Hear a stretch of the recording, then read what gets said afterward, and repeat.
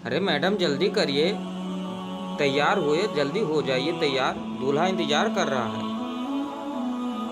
वाह, लगता है कि परी है।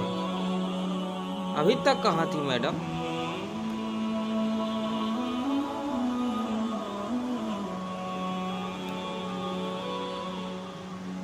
अरे मैडम, चेहरा क्यों छिपा रही हो? अरे ऐसे मत दिखाइए, नहीं तो हम तो बेहोश हो जाएंगे। और जो गांव के लौंडे हैं ना, वो आपके पीछे पड़ जाएंगे। मैडम को देखिए, ऐसे लगता है कि कितनी शरीफ घर की है।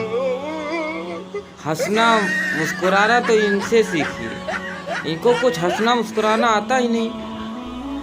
लेकिन अब ये देखिए, तिरछी नज़र से मार रही हैं। अरे मैडम, ऐसे नज़र मत मारिए, किसी के दिल में भी लग सकता है।